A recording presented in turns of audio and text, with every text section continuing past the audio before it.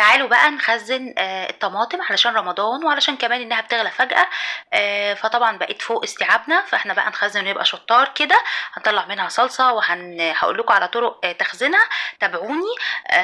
دلوقتي بقى انا كنت ايه بقى، يعني مليت كذا كيس، وبعدين فلما البياع لقاني ان انا عايزه بقى اخزن وكده قال لي طيب ما اديكي عده. فقلت له طب العده بكام؟ هي اساسا الكيلو بتاعها ب6.5. طب هتبقى في العده بكام؟ قال لي هتبقى ب5.5، والعده 27 كيلو تقريبا، فطبعا هتبقى وفر.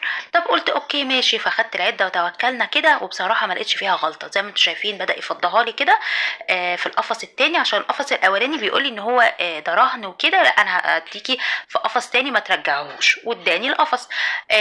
لقيت كمان البنجر، لان ده طبعا سر خلطتنا النهارده. البنجر كان قال لي ايه، كيلو ونص ب10. قلت تمام، لان هستخدمه النهارده وهقول لكم في ايه.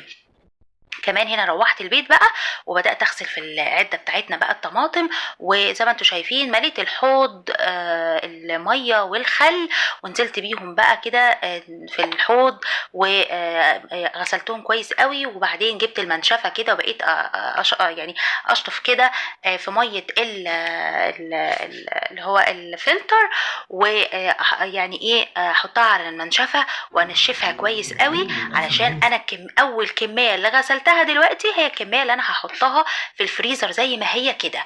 ودلوقتي كمان هتبقوا معايا هعمل صلصه حلوه قوي حمرة جميله، وازاي تخزينها وطريقتها وطريقه حفظها هتشوفوا دلوقتي معايا. هتوفر وقتكم كتير قوي في رمضان وفي طبيخ رمضان وكده. ده اول حاجه اهو، اللهم بارك. يعني كنت ايه بقى، بعد ما نشفتها بالمنشفه حطيتها بقى في الدرج عندي في الديب وفي الديب فريزر، وخلاص كده همسك بقى الكميه اللي موجوده دلوقتي اللي انتوا شايفينها كده، وهعمل بقى طريقه بقى صلصه للطبخ على طول، عشان ما يبقاش ايه الواحد مسحوم كده في وقت رمضان والصيام. اقدر اطبخ حتى ولو قبل ساعة من الاذان واخلص بسرعة. هعمل ايه بقى، هننجز كده معايا بالطريقة دي. قطعت الطماطم، جبت الحلة وقطعت فيها الطماطم طبعا، وحطيت بقى دلوقتي هجيب البنجر.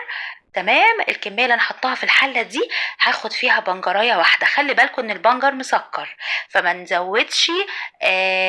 ولو هتطبخي بيه طبيخ عادي ومخزناه اساسا، فهتحطي في الايام العاديه في الصلصه بتاعتك اللي بتخدعيها هي شريحه واحده فقط، لانه مسكر يا جماعه. فهو بيدي لون جميل جدا، لون طبيعي وحلو جدا للصلصه وللطبيخ بتاعك. فلازم ايه ما تكتريش منه، بس لا غنى عنه. كمان مفيد جدا لحالات الانيميا، وفيه الفيتامين عالي قوي لاطفالنا، فحلو جدا انصحك بيه في الطبيخ. وهقول لكم كمان الكميه اللي هخزنها من البنجر هنعمل بيها ايه كمان. دلوقتي بقى قطعت واحدة بس على الكمية بتاعتنا وحطيتها بقى على النار. حطيت ربع كوباية من المية صغيرة جدا، او فنجان قهوة. فنجان قهوة من وبعد كده طبعا ايه اوطي البوتاجاز بقى بتاعي على يعني الطماطم دي، عشان هي كده كده هتنزل ميتها بقى، تنزل ميتها براحتها ومع البنجر.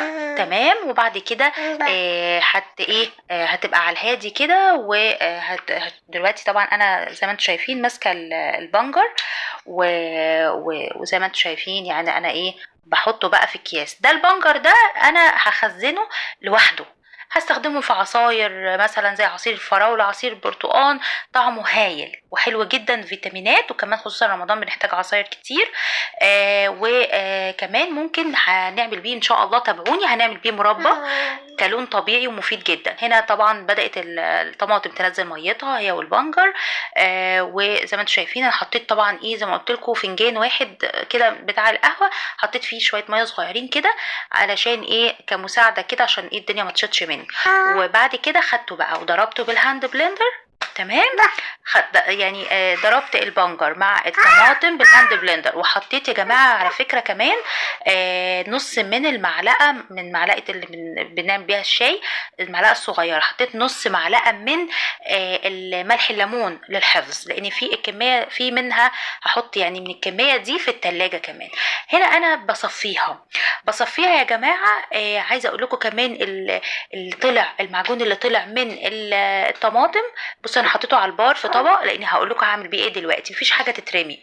ودلوقتي بقى شوف ما شاء الله شكل الطماطم حمرا ازاي وجميله، يعني هتطلعي طبيخ زي الفل، حاجه جميله تشرف كده كمان في العزايم. بصوا بقى، جبت بقى القمع كده المناسب للبرطمان، وبدأت بقى ايه اصب فيه. اهو البرطمان مليته، اول برطمان بدأت اصب فيه بقى ايه الصوص الطماطم بتاعي اللي انا عملته الحلو ده.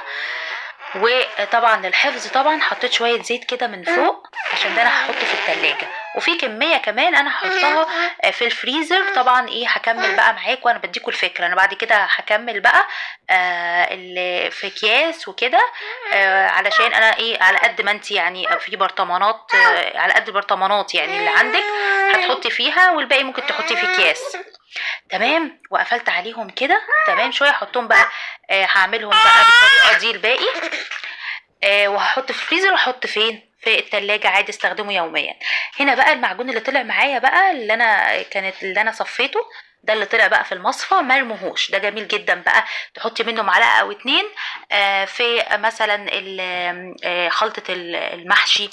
تمام، وكمان يعني هيفيد معانا كمان في المكرونات، في صلصة المكرونة، في أي صلصة عايزة تحمريها مثلا. وده كان طريقتي في تخزين الطماطم، وتابعوني في طرق تانية هعمل لكم معجون الطماطم. وسلام.